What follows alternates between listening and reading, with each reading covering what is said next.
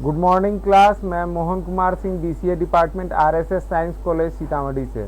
सी plus plus के इस video lecture session में आप सभी का बहुत बहुत वेलकम है।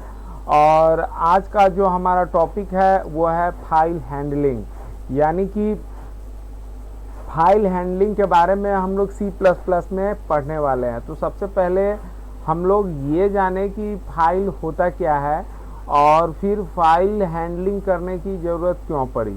ठीक है, तो सबसे पहले देखते हैं कि फाइल होता क्या है। तो देखिए क्या कहता है in a computer system we can write a single और multiple line of text into a file which must be saved for further used. If it is not stored onto the secondary disk, the data may be lost. Okay? तो देखिए file होता क्या। देखिए file को समझने से पहले इस बात को जो मैंने रीड किया इसको समझिए। देखिए हम लोग क्या करते हैं कि कंप्यूटर सिस्टम में कोई भी चीज़ हम लोग लिखते हैं, है ना। फॉर एग्जाम्पल कि एक सिंगल लाइन लिखे या मल्टीपल लाइन लिखे तो और उसे एक फाइल में हम लोग लिखते हैं, नोटपैड में लिखते हैं, वर्डपैड में लिखते हैं और उसे फ्यूचर यूज के लिए, भविष्य में यूज के लिए उसको हम लोग सेव करके रखते हैं। लेकिन सोचिए अगर उसे हम लोग सेकेंडरी मेमोरी में यानी कि हार्ड डिस्क में यदि सेव ना करें तो क्या होगा, डाटा हमारा लॉस हो जाएगा। अब बात आती है कि सेकेंडरी मेमोरी क्यों, सेकेंडरी डिस्क का यहाँ पे जिक्र किया गया है। यहाँ पे देखिए सेकेंडरी और डिस्क इसका जिक्र किया गया है। तो सेकेंडरी डिस्क क्यों, तो हम लोग जानते हैं बखूबी कि कंप्यूटर में मेनली देखा जाए तो there are two types of memory. Mainly मैं कह रहा हूँ मुख्य रूप से, एक प्राइमरी मेमोरी और दूसरा है secondary memory, that is secondary disk. तो प्राइमरी मेमोरी हमारा रैम होता है, यानी कि कोई भी प्रोग्राम जब हमारा रनिंग पोजीशन में होता है तो वो रैम मेमोरी को यूज करता है। यानी कि अगर हम लोग वर्ड में लिख रहे हैं, टाइप कर रहे हैं, at that time the word software या यू कह लीजिए word application, MS word application use the RAM memory. लेकिन जब उसको हम लोग सेव कर देते हैं तो वो फ्यूचर यूज के लिए कहाँ पे चला जाता है, सेकेंडरी मेमोरी में चला जाता है। तो सी प्लस प्लस में इस वर्ड से या फिर यूँ कहें कि प्राइमरी और सेकेंडरी मेमोरी से क्या लेना देना है, आपके मन में सवाल उठ रहा होगा। तो मैं आपको क्लियर कर दूं। जैसे देखिए सी प्लस प्लस में हम लोग जो भी प्रोग्राम बनाते हैं क्यों बनाते हैं, यूजर के रिक्वायरमेंट्स को आसान करने के लिए। फॉर एग्जांपल थिंक कि हमें एक स्कूल अकाउंटिंग का सॉफ्टवेयर बनाना है और वहाँ पे मैं सी प्लस प्लस लैंग्वेज का यूज कर रहा हूँ। तो वहाँ पे 10 स्टूडेंट्स के डिटेल्स हमें यूजर से लेना है कि 10 स्टूडेंट्स का नेम क्या है, फादर नेम क्या है।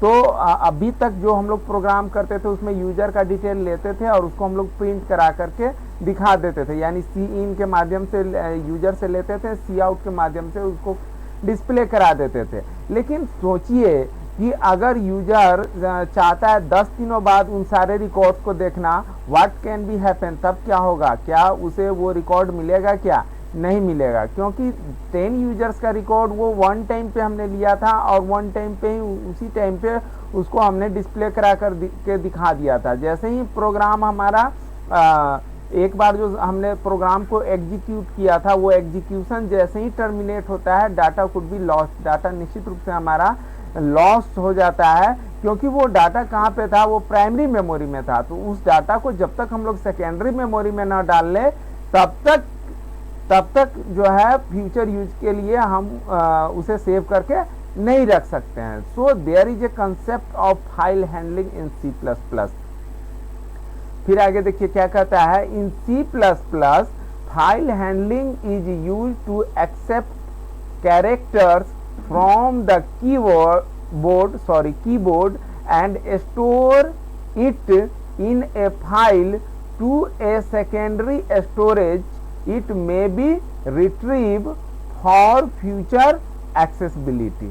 ठीक है, यानी कि सी प्लस प्लस में जब हम लोग फाइल हैंडलिंग की बात करते हैं तो इसका इस्तेमाल क्यों होता है, तो यूज कैरेक्टर फ्रॉम कीबोर्ड से कैरेक्टर्स को ये लेता है और स्टोर करता है एक फाइल में। और कहाँ पे, तो सेकेंडरी मेमोरी में। क्यों करता है, ताकि इट में भी रिट्रीव, इसे रिट्रीव किया जा सके फॉर फ्यूचर एक्सेसिबिलिटी, यानी भविष्य में इस्तेमाल के लिए।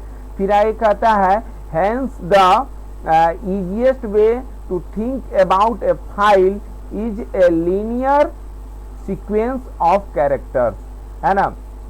यानी कि अगर फाइल के बारे में अगर हम लोग सोच कर देखें तो कहता है कि अबाउट ए फाइल, एक file is a linear sequence of characters, यानी कैरेक्टर्स का एक लीनियर सीक्वेंस है। लीनियर सीक्वेंस का मतलब, लीनियर का मतलब होता है रैखिक, एक लाइन में एक लाइन के बाद दूसरा लाइन, दूसरा के बाद तीसरा लाइन, तो वही कहता है लीनियर सीक्वेंस ऑफ कैरेक्टर्स। अब चलिए इससे जब हम लोग आगे बढ़ते हैं तो कहता है there are two types of file, लेकिन किस आधार पर, तो कहता है कि according to access of file, file को जब हम लोग एक्सेस करते हैं तो इस हिसाब से फाइल दो तरह के होते हैं, एक सीक्वेंशियल एक्सेस फाइल और दूसरा है रैंडम एक्सेस फाइल। तो इन दोनों काइंड्स को हम लोग देखते हैं अकॉर्डिंग टू, मैं पहले भी अभी बताया हूँ कि according to access of file, file को एक्सेस करने के आधार पर there are two types of file. वैसे फाइल के बारे में कहा जाए तो एक्सटेंशन के आधार पर देखा जाए तो there are so many types of file like MP3, MP4, TXT, DOC, XLX, there are so many kinds of file, but according to access, यानी कि कैसे उसे एक्सेस करना है, यूज करना है। तो कहता है देखिए दीज फाइल्स, यानी कि सीक्वेंशियल एक्सेस फाइल क्या होता है, must be accessed in the same order in which they are written और सेव्ड, ठीक है। यानी कि जिस ऑर्डर में हमने रिटेन किया है उसी ऑर्डर में हमें फाइल अगर हम एक्सेस करते हैं तो वो सीक्वेंशियल एक्सेस कहलाता है। This process is analog such as audio cassettes where a user must forward और rewind। ये ऑडियो कैसेट का जो एग्जांपल है बहुत लोग जानते होइएगा, बहुत लोग नहीं जानते होइएगा। मैं बता दूं रील वाला जो कैसेट आता था, जो ऑडियो कैसेट होता था, उसमें वो क्या एनालॉग सिस्टम था और उस प्रोसेस में क्या होता था कि जैसे गाना राइट किया गया उसी हिसाब से रीड किया जाएगा। यानी एक नंबर में जो गाना है वो पहले प्ले होगा, फिर दो नंबर होगा वो प्ले होगा, 3 नंबर होगा वो प्ले होगा। फॉर डेट उसमें एक कंसेप्ट था कि अगर मुझे 3 नंबर गाना सुनना है तो फॉरवर्ड और रिवाइंड का, फॉरवर्ड मतलब आगे करने का, रिवाइंड मतलब पीछे करने का। लेकिन इन दिस सिचुएशन क्या होता था कि यह गाना प्ले नहीं होता है फॉरवर्ड और रिवाइंड में।